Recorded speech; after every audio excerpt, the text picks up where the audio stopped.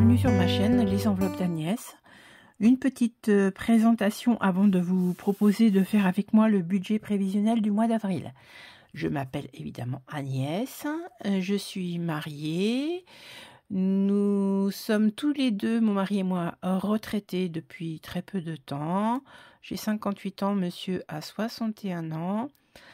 Nous sommes propriétaires de notre bien immobilier et propriétaires également de nos véhicules pour lesquels nous n'avons pas de crédit car nous avons effectivement fait en sorte d'arriver à la retraite sans avoir de charges trop conséquentes, puisqu'on sait très bien qu'en retraite on a une baisse quand même de revenus, il n'y a plus de primes, il n'y a plus tout ça. Bref.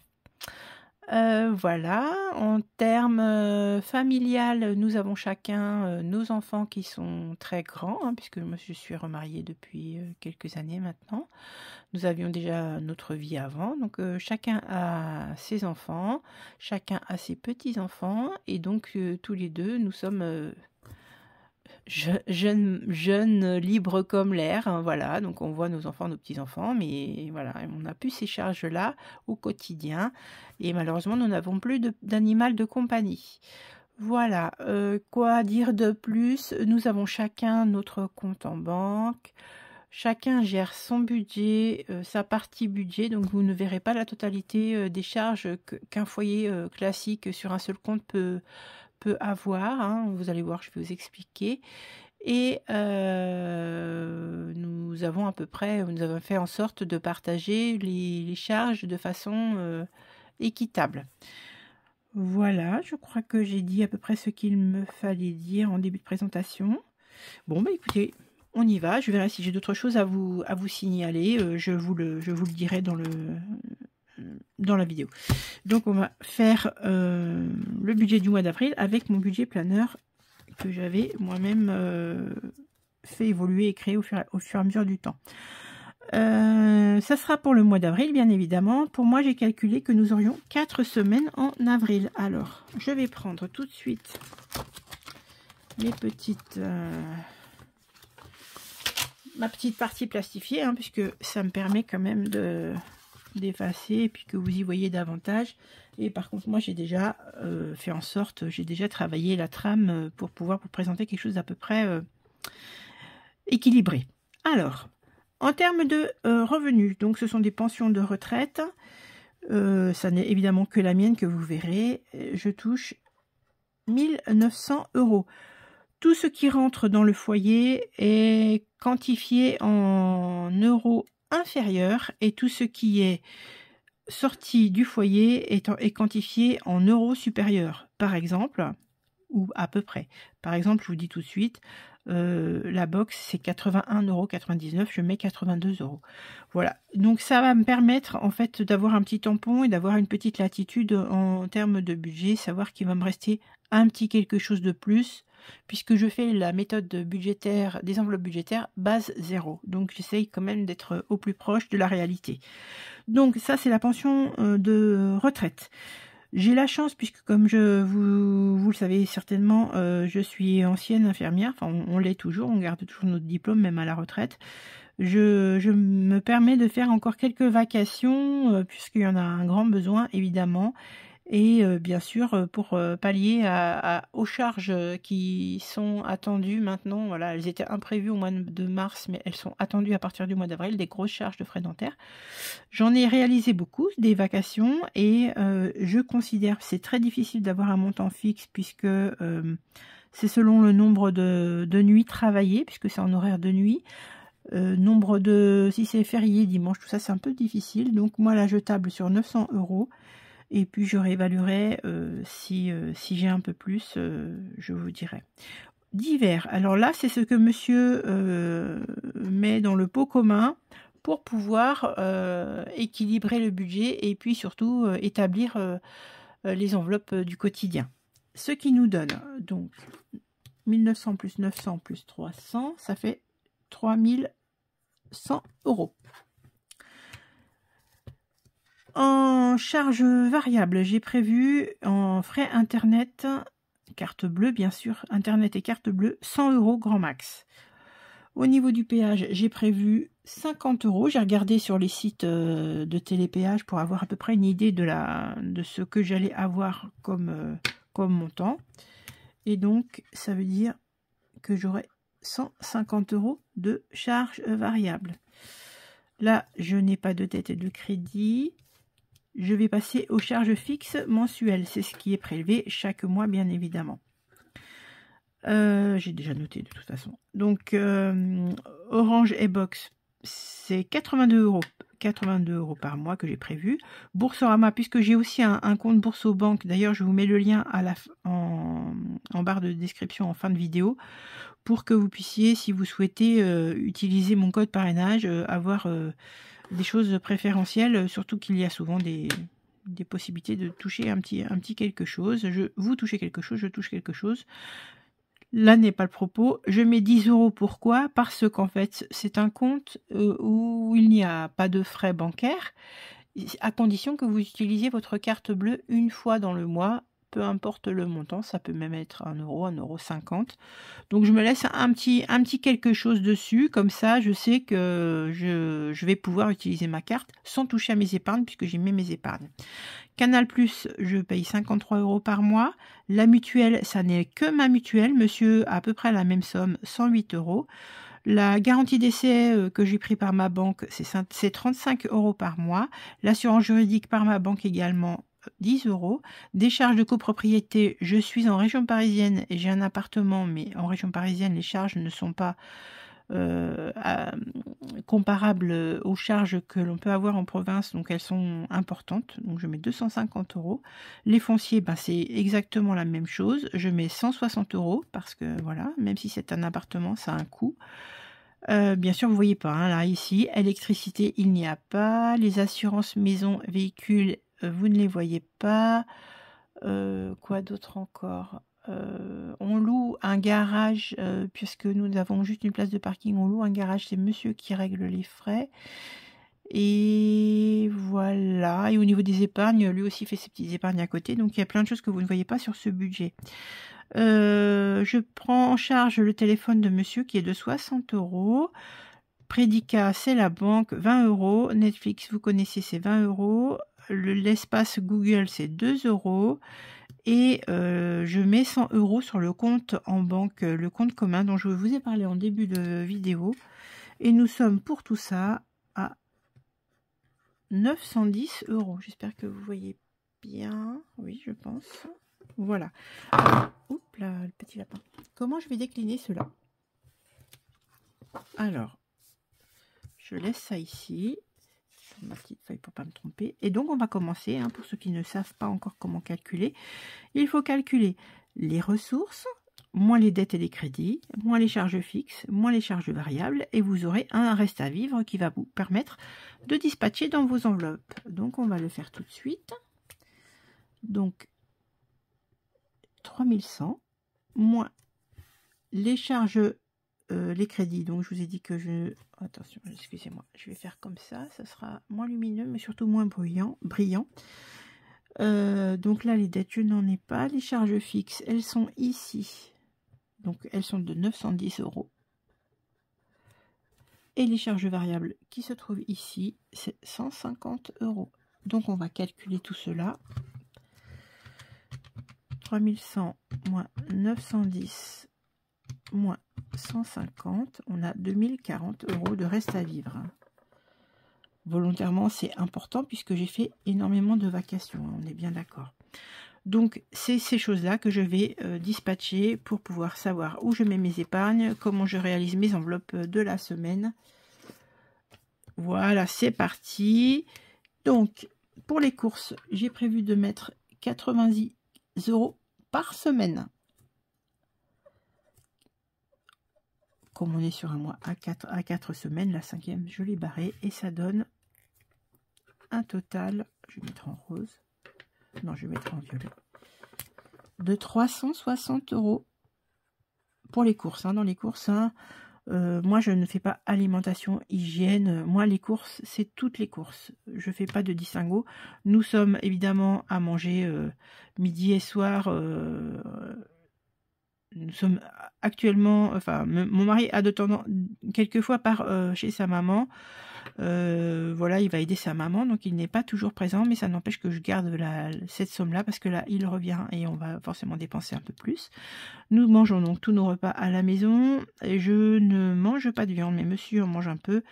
Il y a très peu d'alcool, c'est exceptionnel, voilà, donc, mais voilà, ça englobe vraiment toutes les courses, hein, même le bouquet de fleurs, on va dire, hein, ça peut être ça.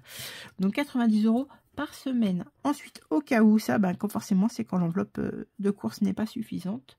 J'ai un petit pécule en plus, donc j'y mets 10 €, 20 €, 10 €, 20 €, et nous sommes ici à 60 € par mois. Perso, c'est ma petite enveloppe pour me faire plaisir. Alors là, avant, je mettais 15, 15, 15, et puis ça me fait faire la chasse au billet de 5. Donc j'ai décidé de changer un petit peu ma façon de faire. Je mettrai toujours la même somme, 60 €, mais je vais mettre 20, 10, 20 et 10. Et puis, si les semaines où j'ai 10, je ne peux pas utiliser, tant pis, j'attendrai pour faire l'achat. Et puis, c'est tout. Donc, 60 €. Loisirs. Je reste toujours sur mes 10 € par semaine. Voilà, ça veut dire 40 € par semaine. Ensuite, restaurant. Alors ça, c'est l'enveloppe que je cumule au fil des semaines. Je vais mettre... j'ai décidé, puisque j'en ai marre de courir après mes billets de 5, j'ai décidé de mettre 30, ne rien mettre, 30, ne rien mettre. Ça restera la même somme, puisque ça me fera 60 € sur le mois. Voilà, et ça, cet argent-là, je le laisse dans mon enveloppe, ça se cumule, et c'est à la fin du mois seulement que je sors ces sous-là et que je les dispatche dans mes économies, dans mes défis. Beauté, c'est une enveloppe à la semaine, au mois, pardon.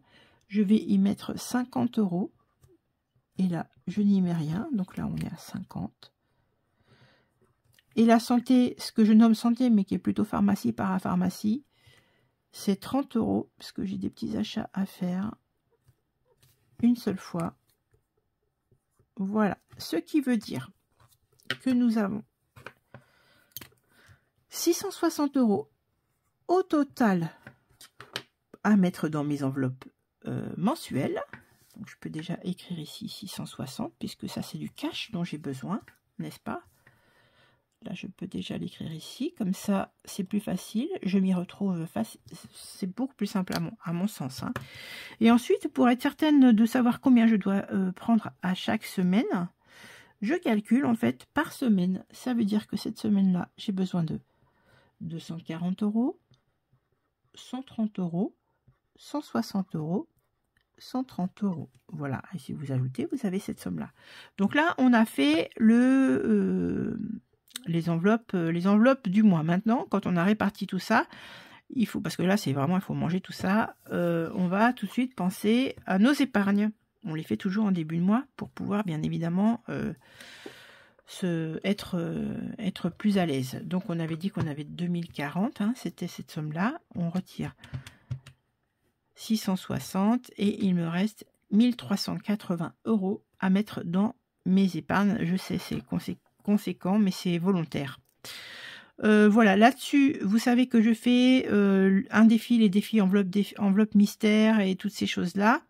Donc, je retire 100 € d'emblée que je mets ici.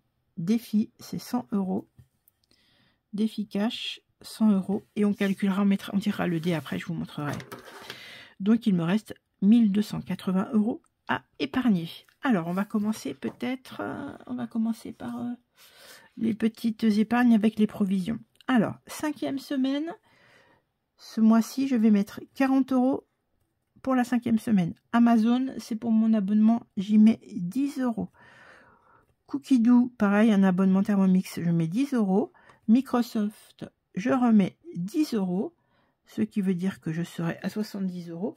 Hein, vous savez que je mets de mon tableau, je vous l'ai montré la dernière fois, je mets de mon tableau afin de savoir comment je peux faire en sorte d'équilibrer mon budget tout en continuant à épargner et puis m'occuper de mes provisions de charges.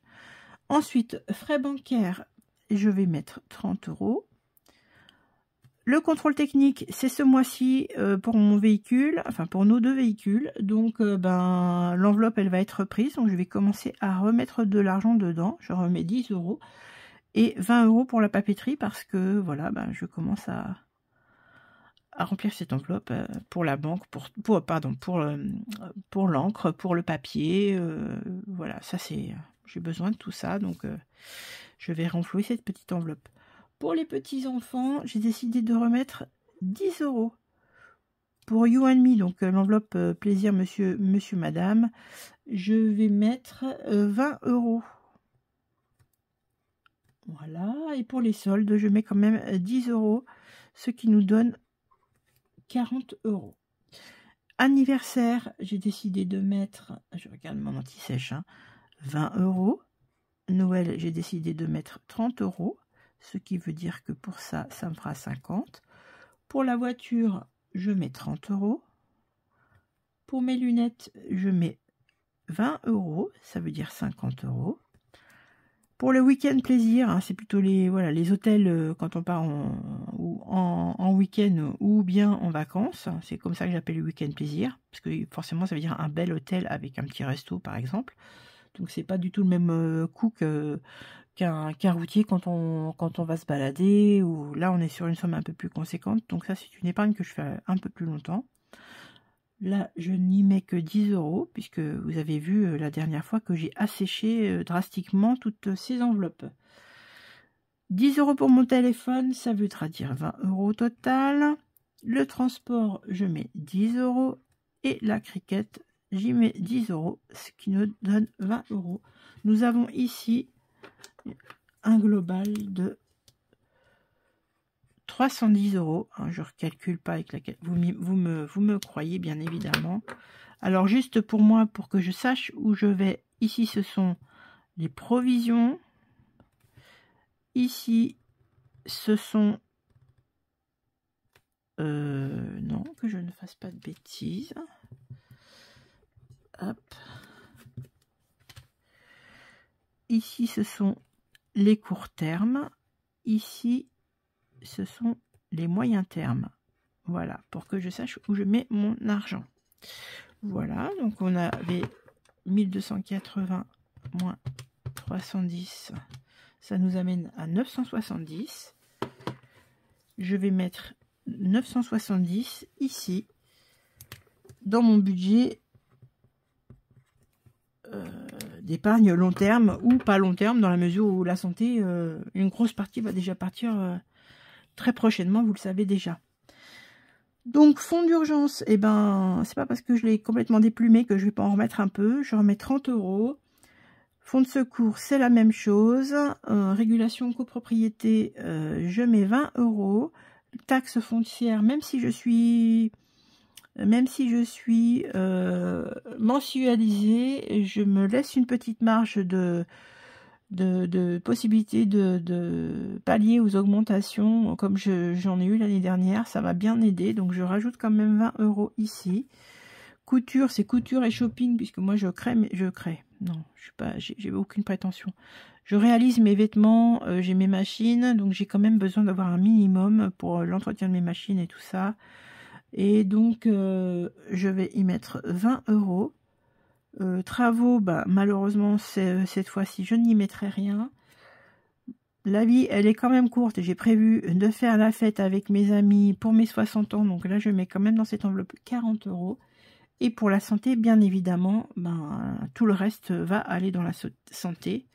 Donc on avait dit qu'on mettait 970 ici, donc moins 30, moins 10, moins 20, moins 20, moins 20, moins 40. Ça veut dire que je vais mettre 830 € ici, dans la santé. Alors, parce que je vous rappelle que j'ai 10 501 € à prévoir. Voilà, c'est ça. Eh bien, je pense que j'ai fait le tour de ma disponibilité d'épargne. Donc, on va réaliser ici vite fait cette petite comment dire, ce petit récapitulatif. Hein. Ça me permet vraiment de voir où je mets toutes mes petites épargnes. Donc on a dit qu'en cash, en provision de charge, on mettait, ça fait 100, mais non, je me suis trompée, vous voyez, c'est 60. Je mets 130 €, le calcul ici était bon, hein, rassurez-vous. 130 €, en court terme, je mets 90 €, en moyen terme, vous voyez ici, je mets également 90 €, et ici, en long terme, je mets 970 €. Ce qui veut bien nous faire 660 ici des enveloppes cash mensuelles, plus les 100 € de défi, plus les 130 € de provision, plus les 90 € de court terme, 90 € de moyen terme et 970 € de long terme. Je suis bien à 2040. C'est la même somme que le reste à vivre ici. Donc là, on est très bien. Donc normalement, on doit avoir 0 en reste à charge. On revérifie très très vite. Donc, mes prélèvements, ma petite feuille, elle est là. Mes prélèvements, donc, charge fixe et charge variable, j'en ai pour 1060 €. Dans toutes mes enveloppes, dans mes enveloppes mensuelles, je mets 660 €. Dans mes provisions et dans toutes mes épargnes, je mets 1280 €. Et je rajoute ici les 100 € de défi. Ce qui me donne bien au total 3100 €. Donc le montant ici que j'ai en début de mois. Donc je pense que, enfin en tout cas j'espère que vous avez compris la façon dont ça fonctionne. Donc je marque ici simplement sur le, comment dire, les retraits d'espèces pour savoir moi combien d'argent je dois chercher à la banque. Voilà, donc épargne du mois, on avait dit que c'était 1280 € au total sur toutes les épargnes, hein, la d'épargne qui est là. Donc j'ai 660 € d'épargnement mensuel à mettre dans mes enveloppes. J'ai des épargnes en cash, hein, là je marque en cash de 130 plus 90 plus 90, ça me fait 310. Le défi c'est 100 €. Ça veut dire qu'en cash, j'aurais besoin d'aller prendre à la banque 1070 €. Voilà. Donc, qu'est-ce qu'il me reste à faire maintenant, puisqu'on a fait déjà, on a bien bossé. Je vais tout, hop là, je vais tout ranger comme ça. Et ben, on va juste tirer les dés pour savoir un petit peu combien je mets de côté. Alors, mon enveloppe mystère. Donc sur les 100 €, comment je vais répartir?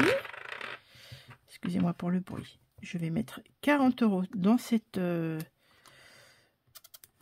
épargne. Je mets un petit truc, un petit point comme ça, je saurai. Ici, vous les connaissez, c'est Made with Love. On va gratter une petite carte. On va prendre la première, on va pas chercher plus loin.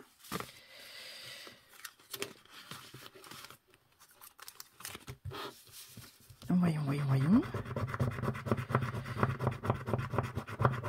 21 €. Ok. Alors,